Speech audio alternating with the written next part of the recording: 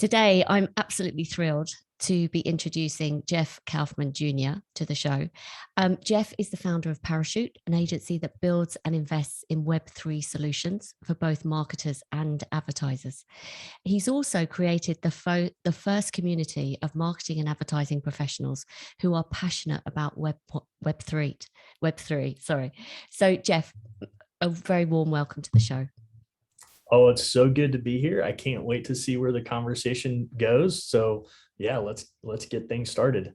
Well, I've been looking forward to this for a long time. So, would you mind by starting off just telling us a bit about you, Jeff, and why you started Jump, which is this community for people passionate about Web3? Yes, absolutely. So if I'm assuming this will be video somewhere, will we be able Exactly. to see? Yeah. Okay. So for those of you that aren't listening to this or on video and you're just listening to the audio version, behind me there's a photo, and that's me skydiving. So back in the day, I used to jump out of a lot of airplanes. Over the course of my skydiving career, simultaneously while I was in the agency world. I made 1,800 skydives. Got my start skydiving and marketing at the exact same time, which is 2005. If we all remember MySpace, do you still have your MySpace page, or is that gone? No, gone, Yeah, long exactly. gone. Hopefully it's all gone.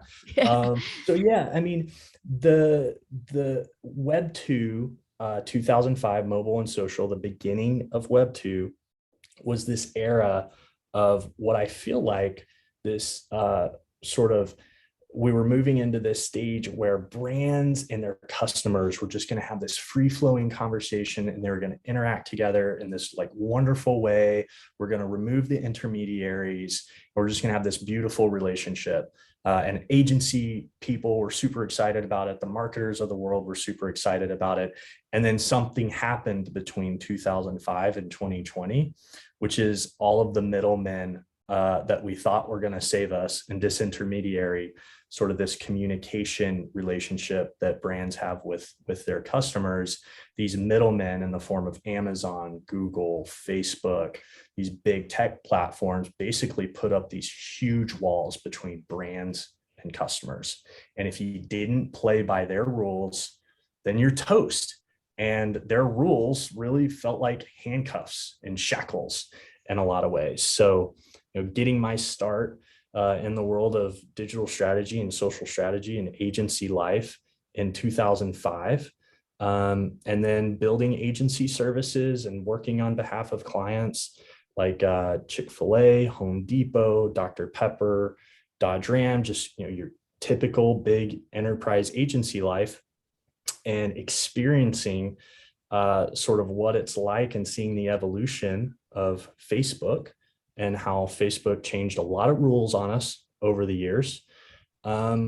Really, what happened was as the landscape changed and sort of not owning your content, not being able to control your brand in the way that you want to control it, and just all of that stuff, came across Web3 and sort of these concepts of social tokens and NFTs early 2020, which is before anybody in the agency world was really talking about any of this stuff.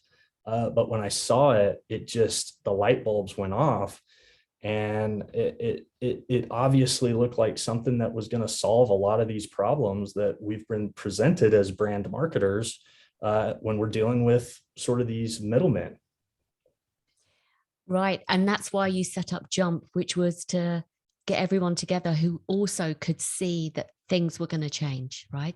Yep, exactly. So like any good agency person, as I saw this new emerging space of Web3, I put together a trends deck, and we're all in lockdown because of COVID, and we're sitting at our homes doing work. I put together this trends presentation and just started getting on the calendar of all the smart people that I knew, principals, creatives, digital strategists, very senior people, very junior people, just basically anyone that I had some sort of respect for in terms of the quality of their work. And I just presented to them this concept of NFTs and social tokens. This was August, September of 2020, last year. And the response that I got from every single person was the exact same thing. This is the coolest thing I've ever seen. I can't believe what I'm looking at, what you're showing me. I don't understand any of the words that you're saying, but I have a problem. I have no idea where to start. And so I heard that over and over from close to 20 people. I don't know where to start. I don't know where to start. And so as I'm planning, how do I get involved in this space? What should I do? Hearing that from people over and over, the light bulb went off.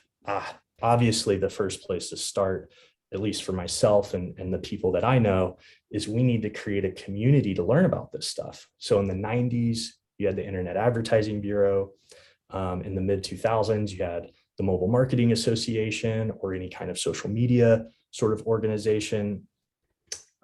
There was nothing like that for Web3 and these terms that no one has ever heard of, which is kind of amazing considering I think if you walk into any advertising agency right now and you say, have you heard of an NFT? 99% of people would probably say, yeah, I've heard it. Maybe I don't understand it, or I hate it, or I love it, or whatever. But last year, the answer was dead on zero. And so, yeah, that just kind of seemed like the best, most obvious place to start was this concept of an industry association. But how do we do it in a way that's native to Web3, right? Like you can't just go out and say, we're going to do an industry association or whatever, and not use all of the tools that are native to the space. And so that's why we introduce concepts of NFTs in our community, social tokens. We've minted the Jump social token. We're operating with the DAO tool stack. So if you haven't heard of DAO, decentralized autonomous organization, and this whole set of tools that allow communities that have never met each other, that are across different time zones, organize themselves around a token, and go on this crazy adventure together and build stuff. So we're trying to operate the community in a way that's native, with the goal of, well, we're going to learn along the way and we're going to figure out a lot of stuff. And then we might be able to do it for brands or other projects that we like. Well, I have to say, being, generously, you let me be part of this community. And I have to say that I've never been in such a thriving environment that you just can't keep up with all the messages. Everyone is just so engaged, so it's a very exciting place to be right now. And Jeff, for those of, as you said, you presented this concept to a lot of people, they didn't get it and they've only just realized what NFTs are and it's just become mainstream. But how would you define Web3 for those who kind of would benefit from having some kind of explanation? Yeah, absolutely. There's a lot to it. One of the easiest ways, or one of the best places to start, is the concept of ownership. Web3 equals ownership. And we've never had ownership from a digital standpoint. There's only really one example for the everyday person, unless you're a corporation or something like that. But for the everyday person, there's only been one thing you've been able to own on the internet, and that's domain names. True. That is the extent of our digital ownership economy.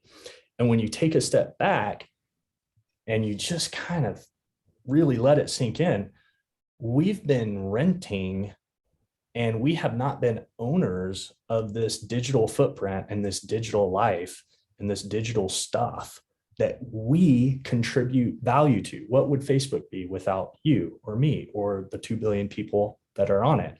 And what Web3 does, what it unlocks, is it unlocks ownership for every single person that participates. And so really what we're talking about, and what gets me so excited every single day, is that we're at the start of the biggest economic boom we've ever seen in the history of humanity, because it's all going from 0 to 1,000 in the digital economy. And it's happening like right now.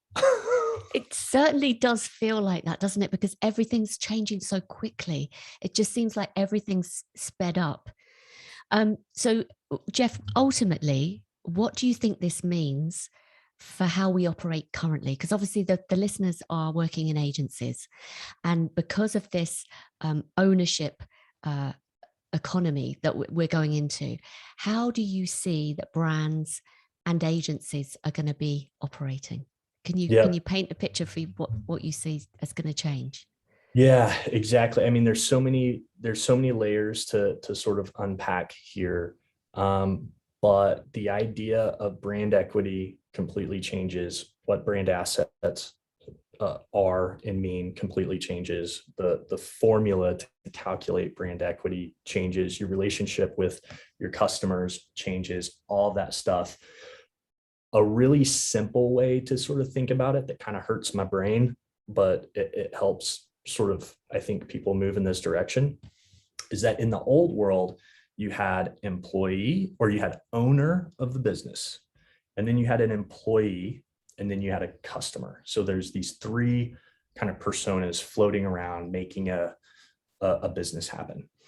Over the last 50 years, this crazy idea that we never had before is like, what if our employees became owners, right? And that's where we got the idea of like stock options, and tech, Silicon Valley leaned into this better than any other industry or entrepreneurial segment out there, right? They're just like, let's make our employees co-owners of this thing, and we're going to unlock a new level of participation and creation.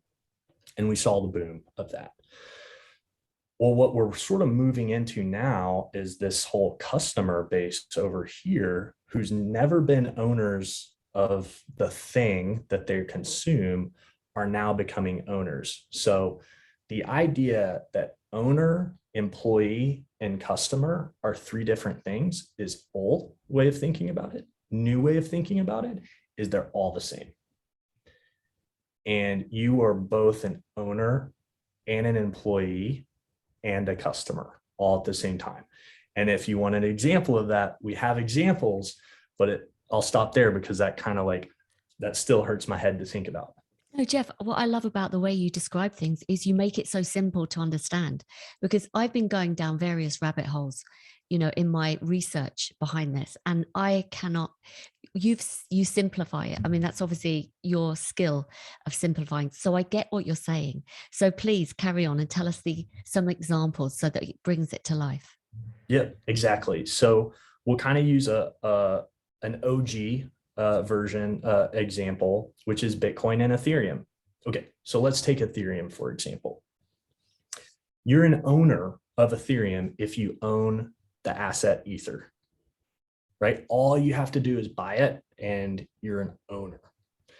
You're a customer of Ethereum if you're using Ethereum to do a transaction. So if you bought an NFT, if you've swapped one token for another, or if you're someone like myself where you're using tooling on the back end to build these tokenized communities, but just the simple fact of buying an NFT, right? You have to spend something called gas, which is Ether. It's kind of like the native tax to the economy. You have to spend gas. So you're a customer of the network, right? You just spent your customer.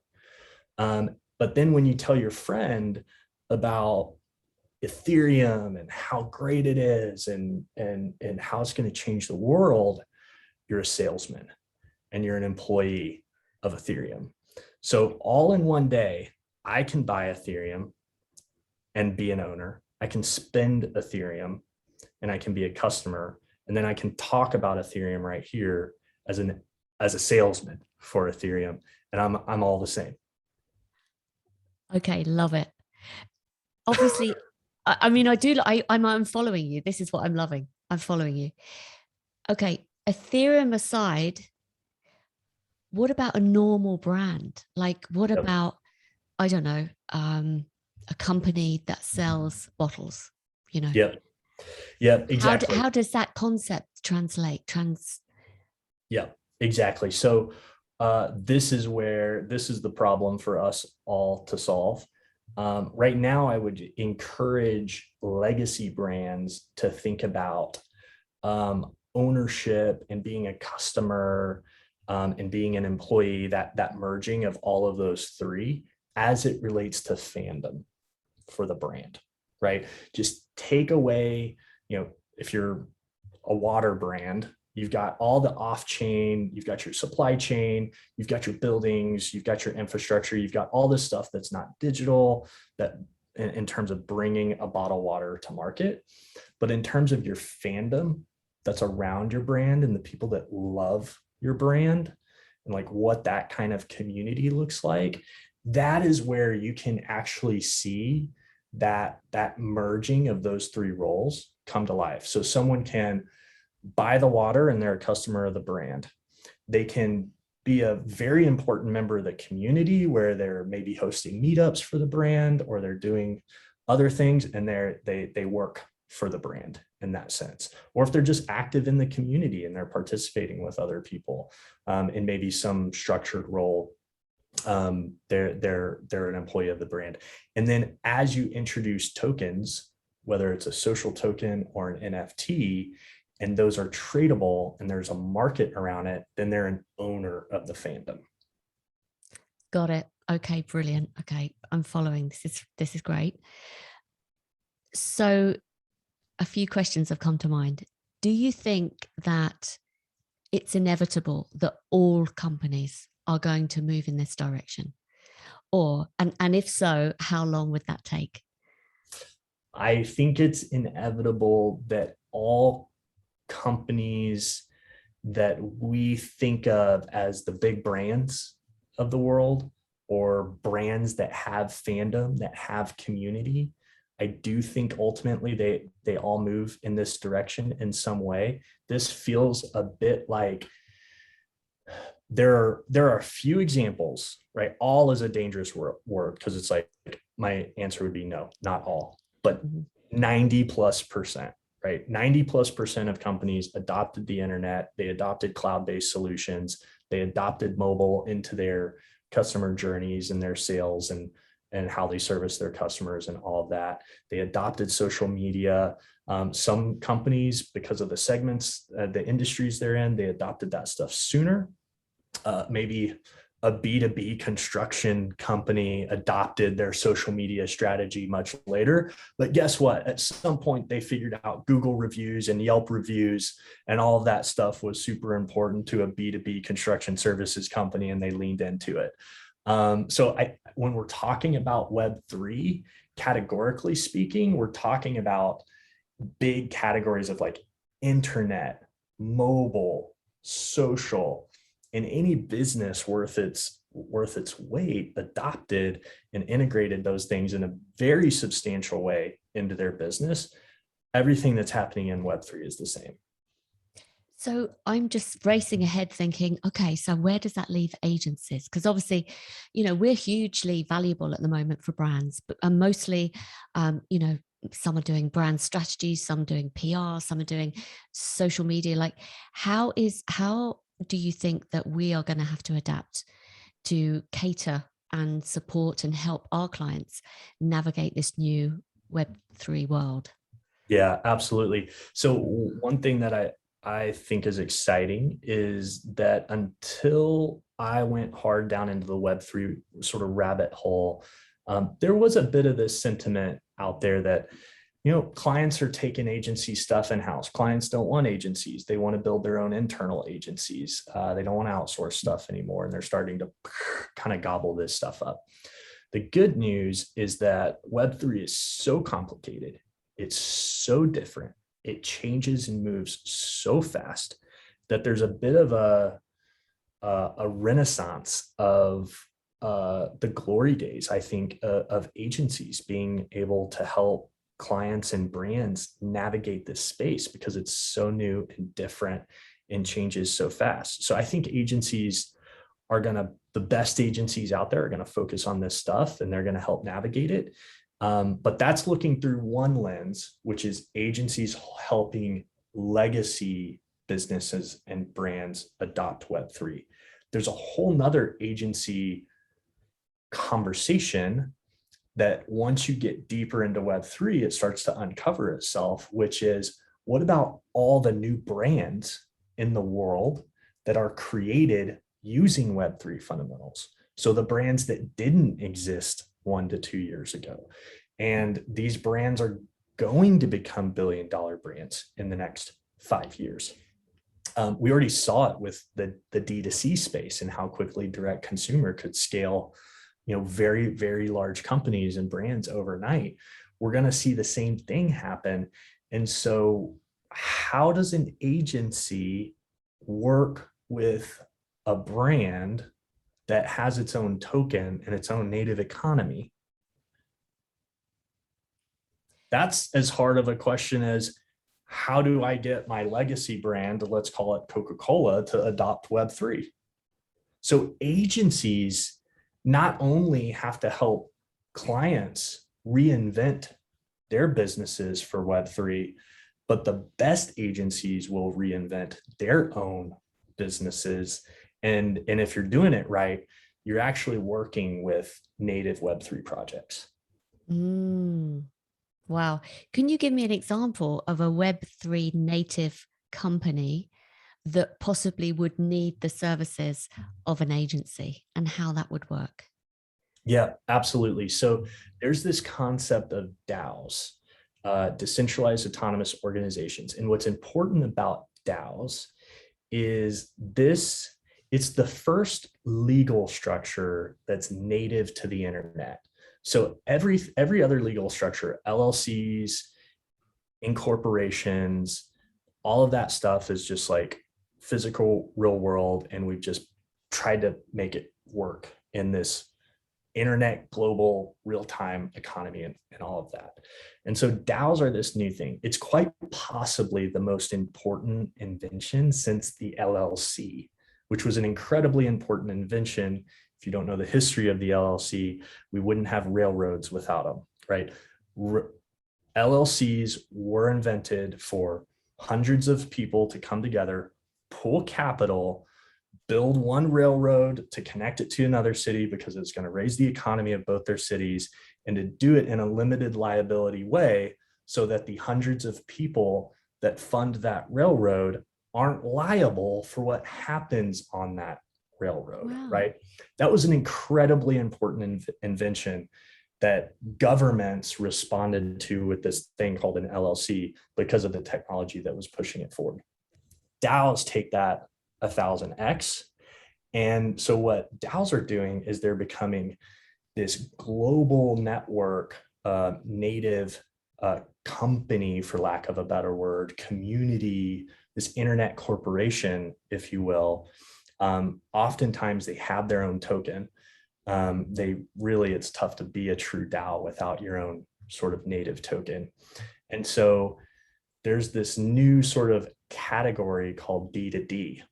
So we've had B2B forever, right? Business to business. And now we have the emergence of D2D.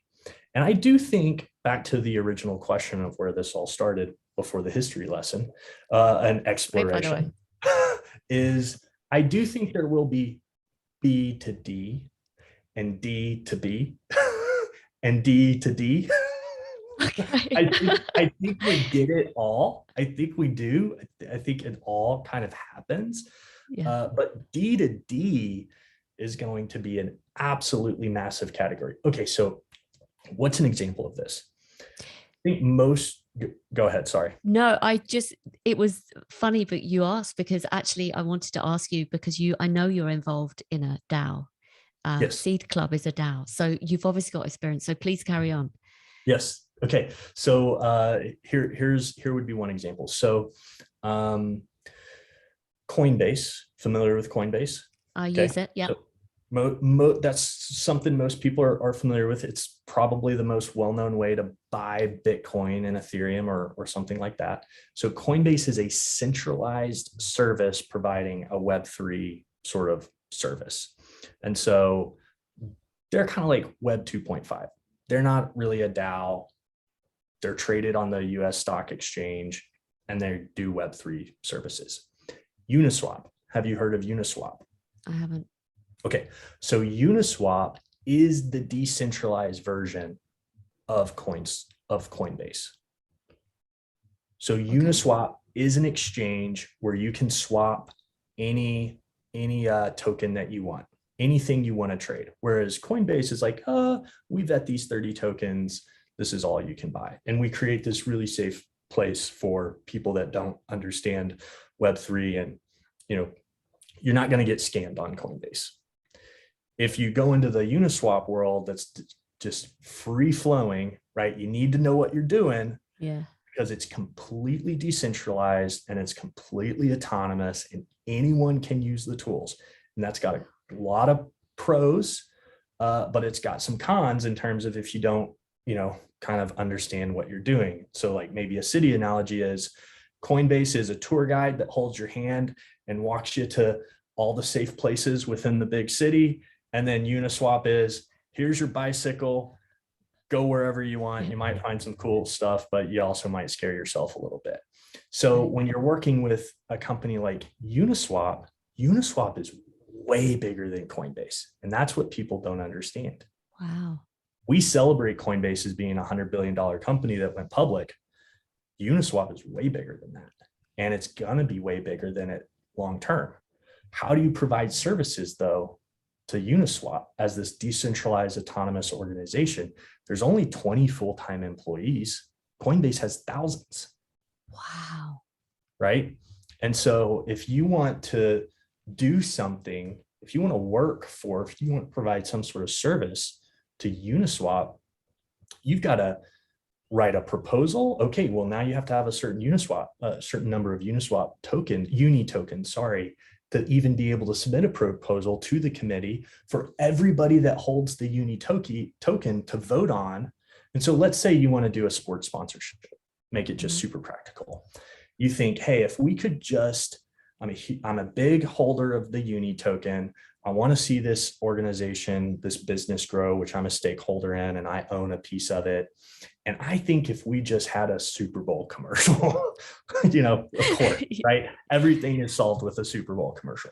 I think if we had a Super Bowl commercial, we would create a bunch of awareness, and that would help, more people understand Uniswap and get the word out. So I'm going to draft a proposal and I'm going to submit it to the DAO and the community of uni token holders.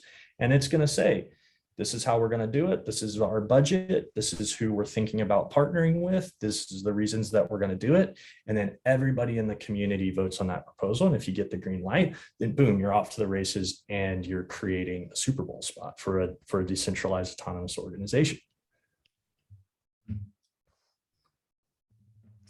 So the possibilities for this, and like you said, it's the community ownership, isn't it? I mean, I suppose at the moment we're so used to companies that work in a kind of waterfall way. They've got the C-suite at the top and then it's layered down. And so the authority is at the top. What you're saying is it's a very flat kind of structure and everyone gets to vote and whatever role they are.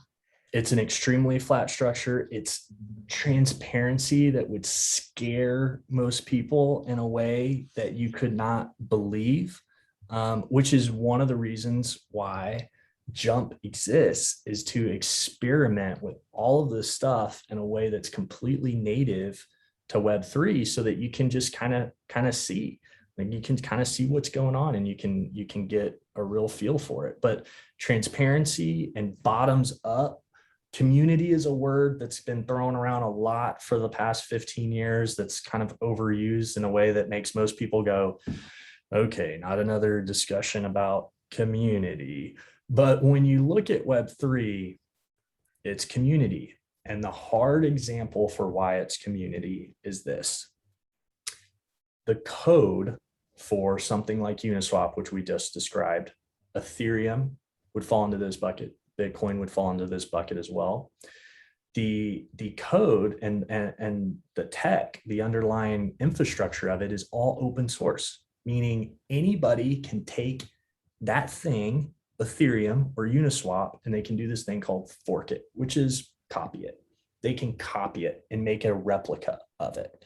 And they can say, so all this brilliant work that the founders of Ethereum and Uniswap did. Just brilliant creative work, put this thing out into the world, and it's open source, and then anybody can just copy it and take it. It'd be like putting your patents and your blueprints and your supply chains, all your contacts, and how you do everything as a business, and just open sourcing it all and just giving it away. There's nothing sort of proprietary in this space.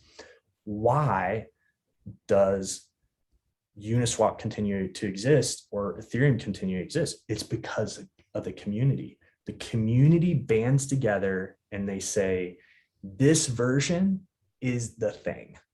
It's the thing that matters. It's the official thing that matters. And if it weren't for the community and all the people that surround it, the thing, in quotes, wouldn't exist as an idea in our head or as a brand in our head. And so web3 lives and dies with the community, because if you launch a token, let's say a social token for your community, anybody can just launch a new token and call it use the same name and tell all the people in your community that, hey, this is a new token, and it's called Jump, and we do the exact same thing as Jump. We have a podcast and we have a newsletter and we have events and we do research and we do all this stuff. And the only thing that keeps Jump kind of going is the community that's around that token and around Jump says, no, this is the official version and this is what we like, and we're going to stick here and stay here. Wow. Okay. So tell me about Seed Club, because that is a DAO and you're part of it. Could you talk to me about what that is and how it operates? Yep, absolutely. Are you familiar with Y Combinator? No, it's okay. It's a startup community, but you probably are familiar with some of the brands that come out of Y Combinator. So Airbnb, Dropbox, Reddit, whole host of other startups kind of came from Y Combinator. So think of it as this legacy incubator startup machine. Seed Club is the incubator and accelerator and startup machine for social token communities. So Seed Club wants to be the Y Combinator of Web3 for tokenized startups and tokenized communities. And what's an important distinction is that Seed Club is operating in a way that's completely native, kind of what we talked about earlier as sort of Jump strategy, which is to run your organization and your mission in a way that's native to Web3. And so last year, I got in contact with the Seed Club crew through Twitter, just being present on Twitter, interacting with people on Twitter, trying to be helpful and sort of nice within the Twitter sphere. And then over time built a relationship with a few of the individuals within that community. Jeff Kauffman being the founder, calls himself the instigator of Seed Club. And earlier this year in February 2021, they were taking applications for their second cohort. So very new incubator. And I submitted the idea for Jump. The DAO itself, the members of Seed Club reviewed all of the sort of applicants, and fortunately Jump was accepted into that second cohort. So Jump comes from a DAO. Jump was born out of a native Web3 community.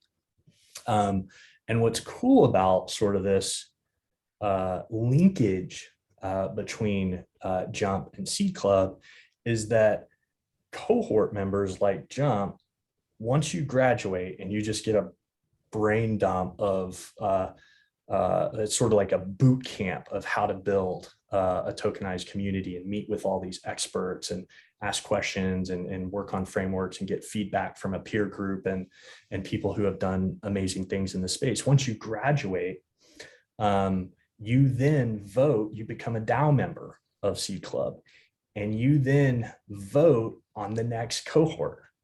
So previous cohorts select the next cohort. So in a way, this sort of machine, ideally, and it's already happening because we just finished our third cohort. And so members like myself of the second cohort voted on applicants for the third. And some of us even helped with the third cohort as well. Myself, I helped run a few learning sessions and learning huddles and brainstorm and help answer questions and kind of let this cohort lean on some of the experiences that I had. And so now cohort 3 has graduated. We're all alumni. We have this peer group of people who are creating and launching and running tokenized Web3 communities. And I believe December or January, we'll start to take applications for our fourth cohort. And we will vote in our next group of 10 to 15 projects, which will essentially be our next group of peers. When you explain it like this, it kind of makes total sense, but it also makes me think about how people must have to behave in a certain way, because you've got to be accountable, you have to show up, you have to contribute, and you kind of have to, you're creating your own culture as well, aren't you? Because there's transparency in how you're operating. So I presume that if there's one rotten apple that's not following, what it was set up to do, or being a bit, against everyone else, I suppose the power of the community, the power of the crowd would make sure that didn't continue. So it seems quite an honest way of actually operating. It is a very honest way of operating. And one of the ways that helps that is it's all transparent, because it's all on chain, meaning all the compensation is on chain. So if you're for lack of a better term, CEO or lead kind of person of a community, how much you get paid is there for everybody to see. Because the transactions are all there for the public to see, because it's all on blockchain. It all happens on blockchain. Wow. And while that feels scary, because we haven't operated in a world like that, and we only know how, bill rates are not transparent in so many ways, for better or for worse. What transparency does is it gives us a layer of trust that we couldn't have otherwise. And one of the things that is near and dear to my heart is doing things that are very adventurous, such as jumping out of planes. Yeah. And one of the things that is important when you're doing things that have high stakes, that are adventurous, that are unknown, that are a little scary, is that if you have two bits of culture within a group of people, whether it's 10,000 people or just 3 people or 2 people, if you have generosity and you have transparency, those are the foundations for doing high risk, dangerous things that seem scary, right? Because if you have generosity and you have transparency, you get trust. And when you're doing risky, dangerous things where the outcomes are unknown and we don't have all the answers, you got to have trust. I love that, because actually what you're describing is this kind of evolution, and it's a moving feast. Like you said before, it's changing, and change is scary, isn't it? Sometimes we like to kind of hold on to what we know, what we're familiar with.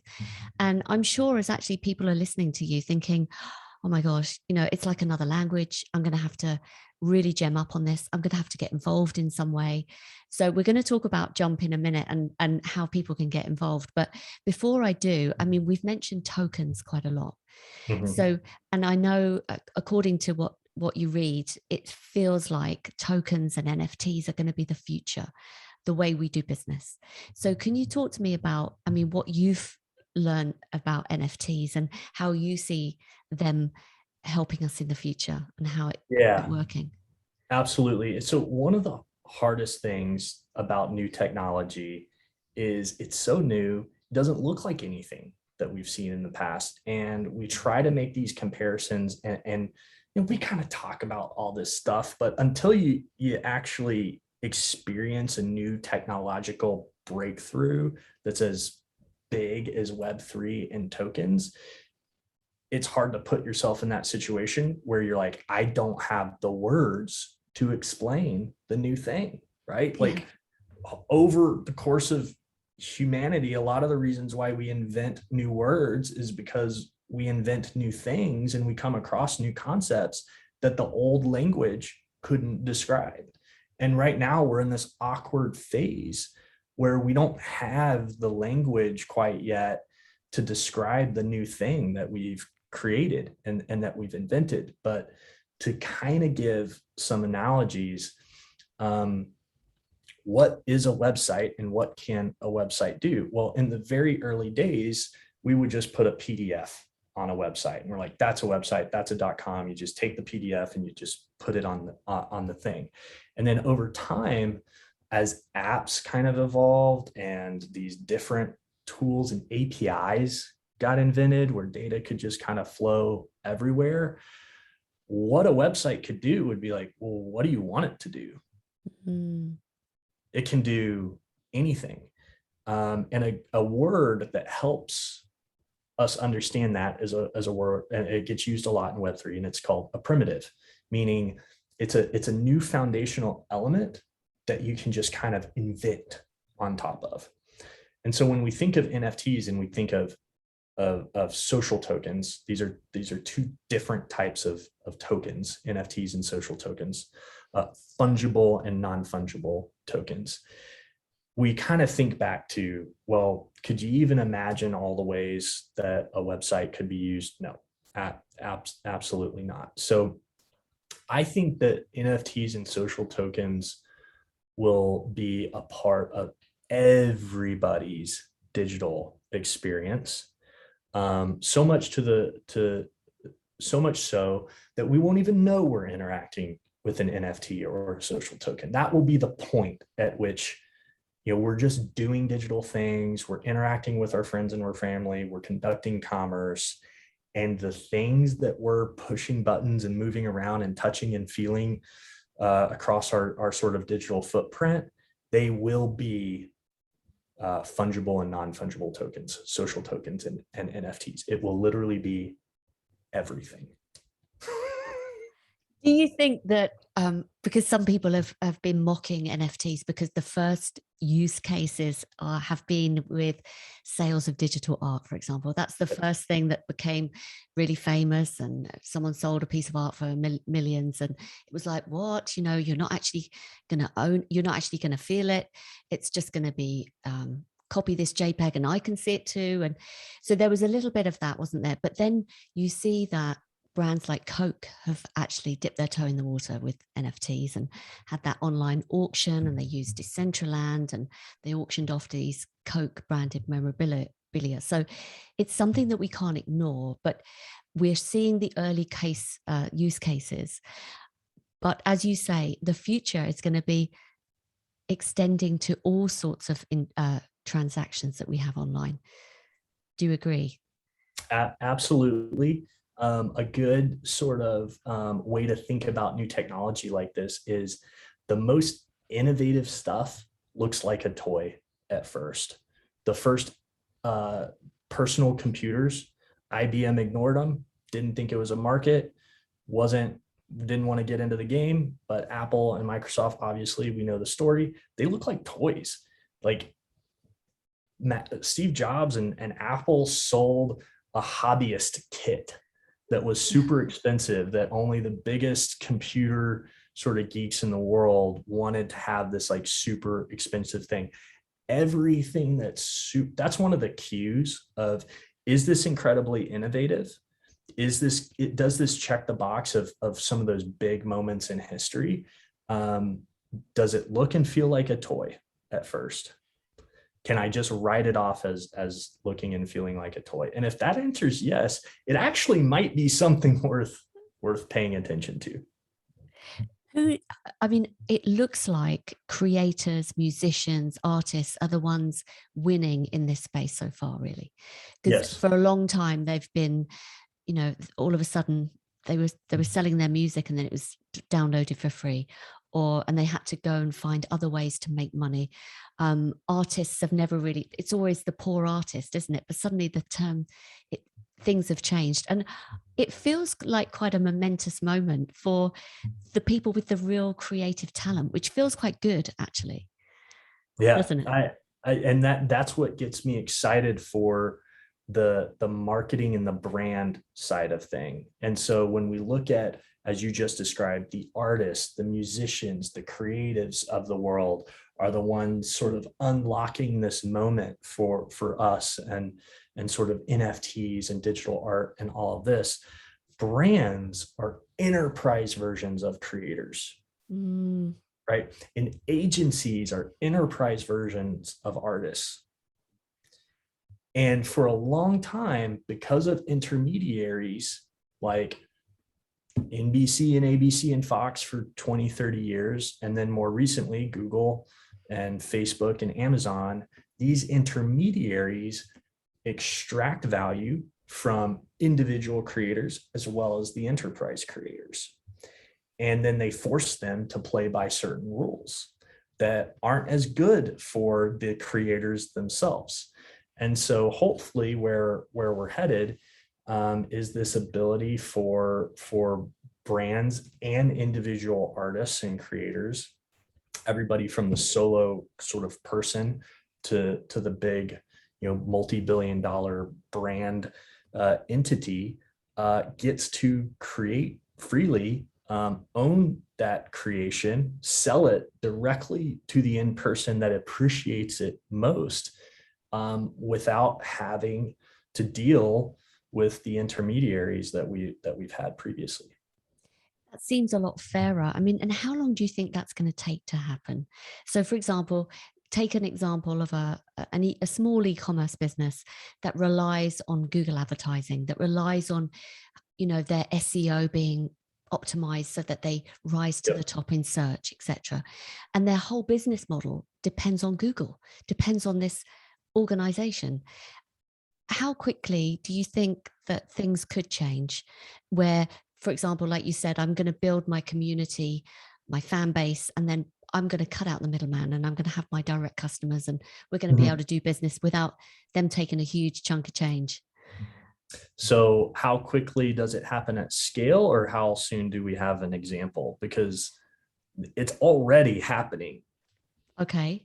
The difference though is that it's happening with projects and new brands, the brands that are created this year and last year, and the brands that will be created next year. It's the startups that are using the web3 fundamentals to actually create their brand. So Bored Ape Yacht Club, have you come across them? Right. Yes. I haven't got one, unfortunately. Well, you got one? No. Oh, I have a Bored Ape Mutant, which is is that a spin-off? It's from the original group that created Bored Apes, but they actually rewarded all Bored Ape holders with a mutant version of their Bored Ape, right? Wow. Some of those Bored Ape holders decided to keep their mutant version and be like, oh, I've got a collection. I've got my original Bored Ape, and now I've got the mutant version. Other individuals decided to sell off their mutant, and so I was able to buy one from someone who sold that off. But this is an example of a community, of a brand. Some people say it's like they're kind of competing with Supreme, so one of the biggest drop culture brands out there. I had a buddy the other day, he's hopping on an airplane. He's wearing his Bored Ape sweatshirt. He's walking down the airplane aisle. He sees someone else wearing a Bored Ape sweatshirt, and they're immediately like, oh, hey, what's up? We've never met, but you're part of the club. Yeah. You're in the club. And so these are physical products that only you have to hold the Bored Ape NFT in order to buy the merch, right? And then some of that merch is being sold, aftermarket on eBay for hundreds and hundreds and hundreds of dollars, right? And so now we already see it. There's no venture capital within Bored Ape. Their treasury is hundreds of millions of dollars. They launched in May or June. So you have this startup brand that exists that came out of nowhere, that has this thriving community, that owns these digital assets that represent that community. And so now the founders of this community and these 10,000 Bored Apes, now their goal and their strategy is to actually provide value to the people that hold those apes. And what if those NFTs? And if you provide value to people that hold those NFTs become more valuable.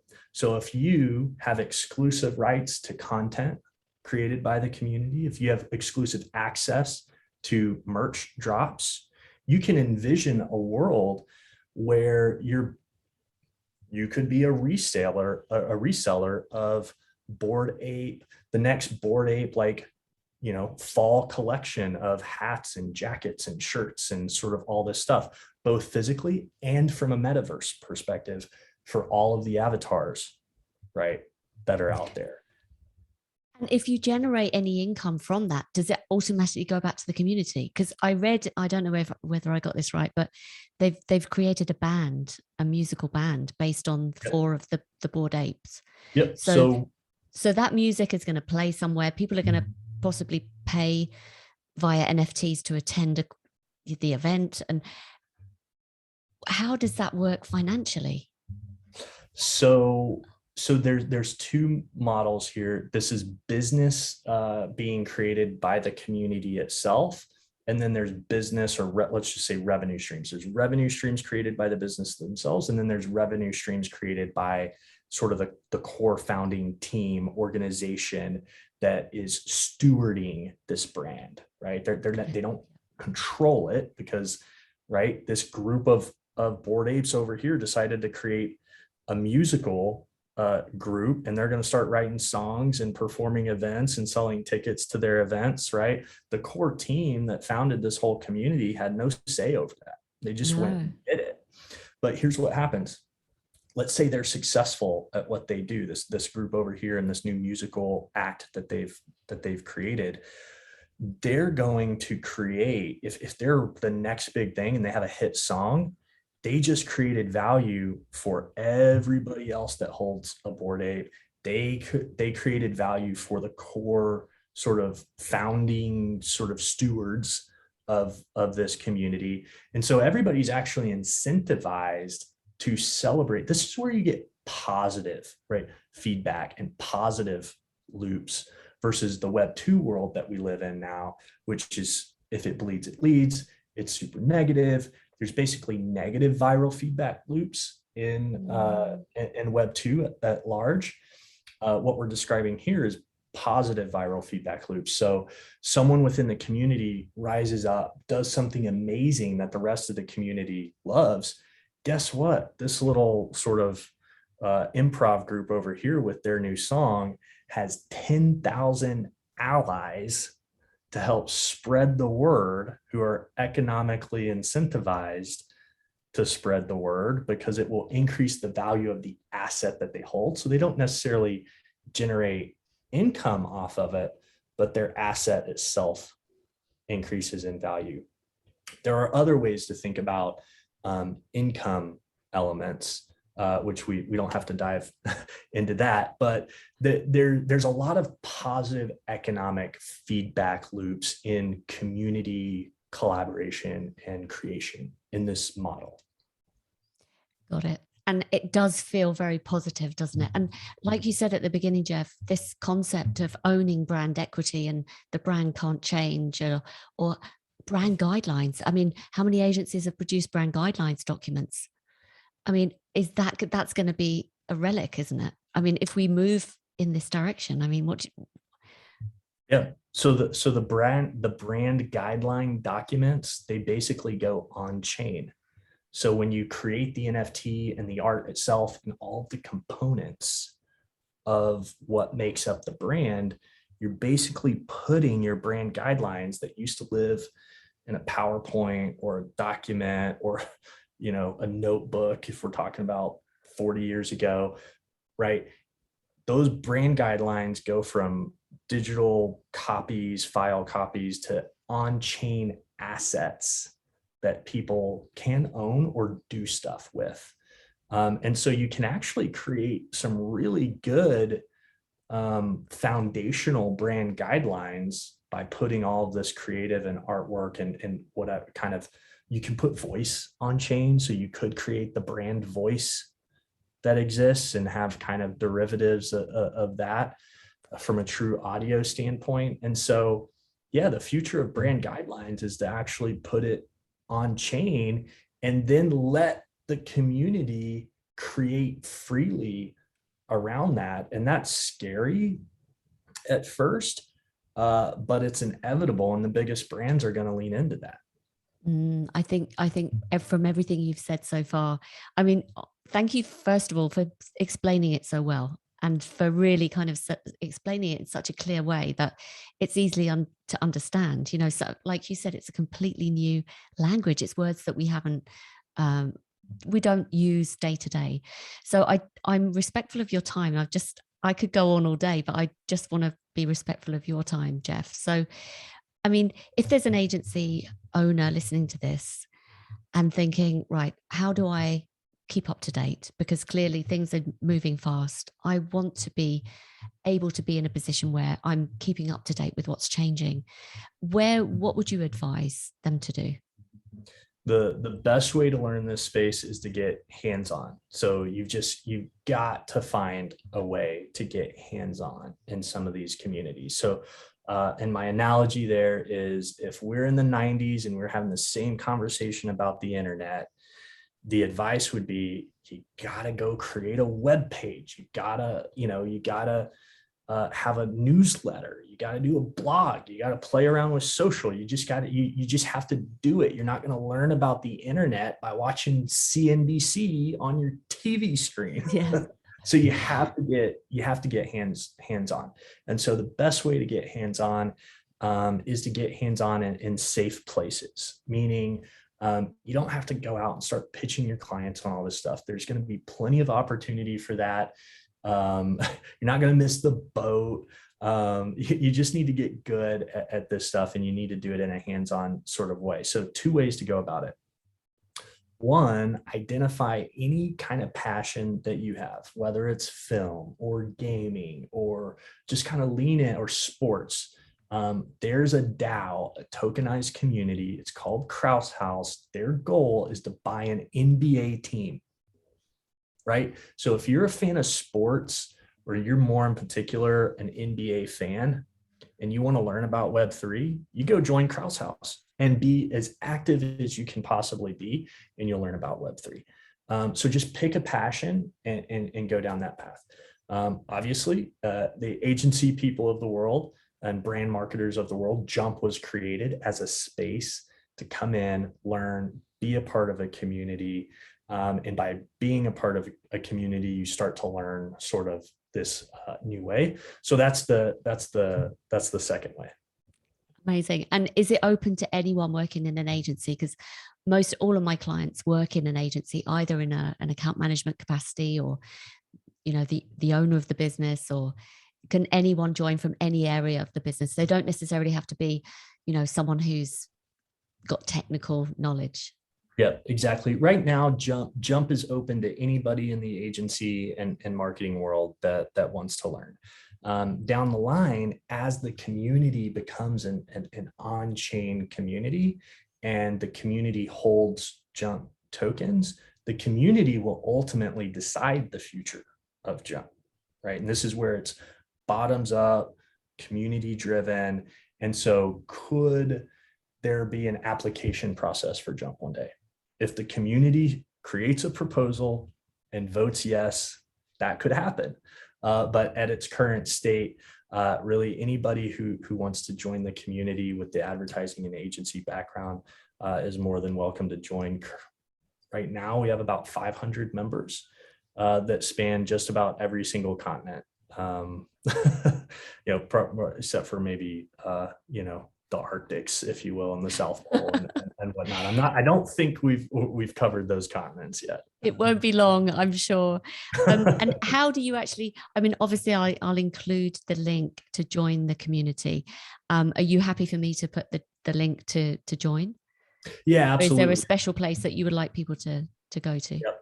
Right now it's joinjump.community. And at that URL, there's a very easy sign up form. We send out invites very manually. This is not automated. You don't get a bot response. You actually get an email from me. And about twice a week, I'll send out a welcome email. Usually that welcome email goes out to about 25 to 50 people. And then you're invited into the Jump Discord, which is just a crazy set of channels of people interacting and talking about all things Web3 and trying to build a community-driven organization like what we've talked about today. It really is fantastic, Jeff. And I want to say a huge thank you to you, first of all, for making it really clear to understand. And I think you are best placed to be that person to drive this community, because you just make everyone so welcome. Thank you for making me welcome. And I'm sure anyone that joins, I'm singing from the rooftops about joining the community. So hopefully we'll bump those numbers up to even more, past 500 soon. So Jeff, thank you so much for joining me. And if anyone is interested in kind of working with you maybe, or you've got your agency Parachute and you're very at the forefront of what's changing, perhaps there's a marketing director listening to this, is there a way that they can contact you to have a discussion about how you can help them? Yeah, absolutely. Whenever members join the community and we send out that welcome email, and then within our Discord channel, I actually provide a link to my calendar. So you're free to book some time and we can have a conversation and jam on whatever ideas you have. I will say at this point, Parachute exists, but Parachute has one job right now, which is to help a lot of people become jumpers and jump into the world of Web3. So there's one project that Parachute works on, and that is Jump for the time being. Perfect. Okay, that makes sense. Well, thank you so much again, Jeff. I really appreciate it. This has been fantastic. Absolutely. It was a pleasure being here. What a vibrant conversation. Yeah. All right. Lovely. Thank you so much. All right. Take care. Have a good one.